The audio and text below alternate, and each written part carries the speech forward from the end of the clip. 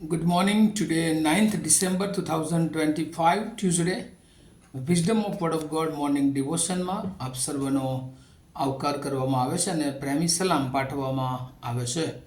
આજે સવારે આપણે નીતિવચનોના પુસ્તકમાંથી એનો 15મો અધ્યાય અને એની 18મી કલમ પર ટૂંકું મનન કરવા માગીએ છીએ અને પ્રભુનું વચન આપણને આ પ્રમાણે કહે છે: ક્રોધી માણસ ટંટો ઊભો કરે છે, પણ રીસ કરવે ધીમો માણસ કજિયો સમાવી દે છે. NIV બાઇબલ પ્રમાણે Proverbs chapter 15 verse 18, a hot tempered man stirs up dissension, but a passionate man calm a quarrel. અને આ પ્રભુનું વચન છે અને પ્રભુ આજે સવારે આપણને બહુ અદ્ભુત વ્યવહારિક શિક્ષણ એ નીતિવચનોમાંથી આપણને આપવા માગે છે. અને ખાસ કરીને આ નાતાલના દિવસો અને નાતાલ મહિનામાં આપણે એન્ટર થયા છે અને ત્યારથી એ નીતિવચનને કોઈક રીતે આપણે નાતાલના કેરેક્ટર્સ કે પ્રસંગોની સાથે એ સરખાવીએ કે જેથી કરીને વધારે આપણે નીતિવચનો જે સુલેમાન દ્વારા પ્રભુએ આપ્યા અને એમાં પણ એ નાતાલનો આનંદ, એ નાતાલ સંબંધી વિચારો એ નોંધવામાં આવેલા છે અને આપણે સમજી શકીએ. અને આજે જે વાત ખાસ કરીને વચનોમાં આપણને જોવા મળે છે અને એક થીમ તરીકે કહીએ તો પેશન્સ ઇટ્સ અફેક્ટ ઓન સ્ટ્રાઇપ, એટલે કે ધીરજ અને એની ઝઘડા પર અસર કેવી થાય છે. અને એટલે દરેક માણસના જીવનમાં એ પેશન્સ અથવા ધીરજ હોવી એ ખૂબ જરૂરી છે. કારણ કે આપણે જોઈએ છીએ કે ધીરજ જે છે એ શાંતિપૂર્ણ જે સંબંધો છે એને મેન્ટેન કરે છે. આપણું ફર્સ્ટ ફેમિલી જે પ્રભુ ઈસુ ખ્રિસ્તના માતા પિતા તરીકેનું એક કપલ આપણે જોઈએ છીએ કે જેઓના જીવનમાં ધીરજ હતી, પેશન્સ હતું. અને એટલે મરિયમ જ્યારે કુંવારી હતી ને ત્યારે ઈશ્વરનું જે સંદર્શન થયું, જે દૂતો દ્વારા વાણી એના માટે કરવામાં આવી અને એણે બહુ ટેમ્પર્ડ બની નહીં પણ એને ધીરજથી એ ઈશ્વરના વિચારોને એ વિચાર કર્યો અને ત્યાર પછી એણે નિર્ણય લીધો. અને એ જ રીતે પછી યુસુફના જીવનને પણ જોઈએ છીએ આપણે કે એણે પણ તરત ઉતાવળીઓ મનમાં નિર્ણય તો લીધો પણ પછી ખબર પડી કે આ તો ઈશ્વરનું કાર્ય છે અને એટલે પછી બહુ ધીરજથી એણે એ નિર્ણયો લીધા. અને એટલે ધીરજ, બંને જણા ગુસ્સે થઈ શક્યા હોત કે આવું કેવી રીતે બની શકે, એકબીજા પર ગુસ્સે થઈ શક્યા હોત, કુટુંબ તૂટી શક્યું હોત, પણ એ બધી પરિસ્થિતિઓમાં એ બંને જણાએ પ્રભુ પર આધારિત થયા અને ધીરજ એ રાખી. અને એટલા માટે આપણા કૌટુંબિક જીવનમાં પણ ઘણી બધી વાર એવી નાની નાની બાબતો હોય ને ધીરજનો અભાવ હોય, પેશન્સ ના અભાવને કારણે એ કુટુંબો એ વેરવિખેર થતાં આપણને જોવા મળે છે. ઘણી બધી વાર પ્રભુના ઓળખથી ધરાવનારા લોકો પણ એ ઉતાવળિયા નિર્ણયોને કારણે ઘણી બધી વાર આપણે જોઈએ છે બાઇબલમાં કે તેઓ એ જુદી દિશા તરફ અથવા તો જુદા નિર્ણયો લે છે. જૂના કરારમાં જોઈએ તો મૂસા કે જે લોકો એની પાસે કચકચ કરતા હતા ને એટલા માટે એ ગુસ્સામાં આવીને લાકડી એ મારે છે અને પછી ઈશ્વરને ગમતું નથી. એવી જ રીતે આપણે બીજા ઘણા પાત્રો આપણે જોઈએ છે. પિતર એ ઘણી બધી વાર ઉતાવળ કરે છે અને ન બોલવાનું એ બોલી જાય છે.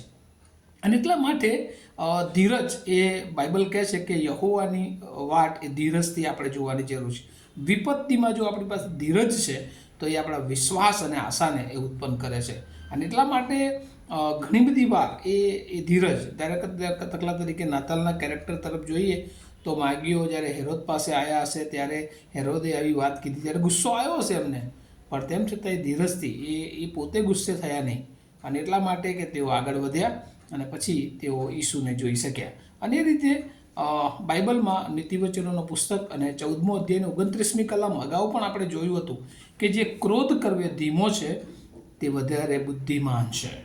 અને ત્યાં લખ્યું છે કે જે ક્રોધ કરવે ધીમો છે તે બુદ્ધિમાન છે. અને એ રીતે આપણે જોઈએ છે કે જે બોલવામાં ધીમો છે અને એ જાણે કે એ ઉત્તેજન બીજાઓને એ બની શકે છે.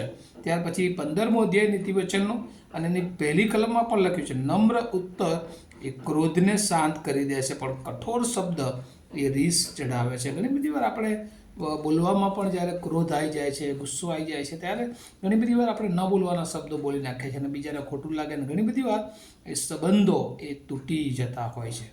પણ આજે સવારે પ્રભુ આપણને કહે છે કે આપણા ગુસ્સા પર આપણે કંટ્રોલ રાખીએ. પ્રભુ ઈસુને પણ જે લોકો બીજા હતા યહૂદીઓ અને બીજા લોકો ઘણી બધી વાર એ પજવતા હતા, એ ગમે તેવું એમના વિશે બોલતા હતા, પણ તેમ છતાં પ્રભુ ઈસુને પણ મંદિરમાં આપણે જોયું છે છેલ્લા દિવસોમાં એ ગુસ્સો આવ્યો, પણ એ ક્રોધને એમણે એ સમાવ્યો અને ધીરજ રાખીને એ લોકોને શિક્ષણ આપ્યું. કચકચ ઘણી બધી વાર લોકો કરતા હોય છે, પણ ઈસુ ખ્રિસ્તે એ ધીરજનો નમૂનો આપ્યો.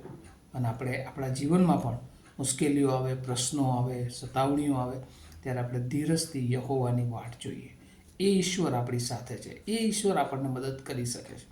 ગુસ્સો એ પાપનું ઉદ્ભવ સ્થાન છે અને ગુસ્સામાં ઘણી બધી વાર આપણે પાપ કરી બેસીએ છીએ. એટલે આજે સવારે પ્રભુ તમને મને પોતાના ગુસ્સા પર કંટ્રોલ કરવાની બાબત પર શિક્ષણ આપવા માગે છે. એટલે અહીંયા લખ્યું છે, a hot tempered man stirs up dissension but patience man કામ એ કોરલ. અને જે શાંત માણસ છે, જે ધીરજ રાખે છે, એ ઘણી બધી વાર એ કજીઓ સમાવી દે છે.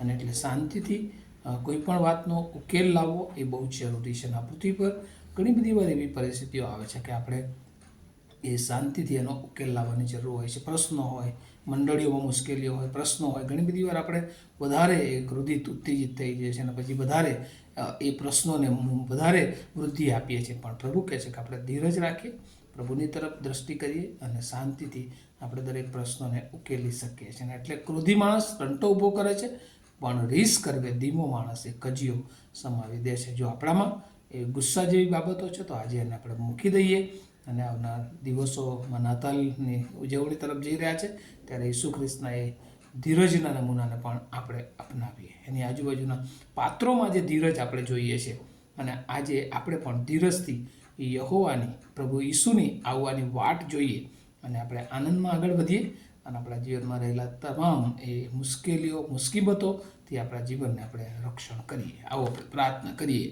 અમારા જીવંત અને દયાળુ ઈશ્વર, બહુ આભાર માનીએ છીએ જુદા જુદા સમયે પ્રભુ તમારા વચનોમાંથી અમને જે બાબતો શીખવો છો. આજે તમે અમને ધીરજ સંબંધી શીખવ્યું છે.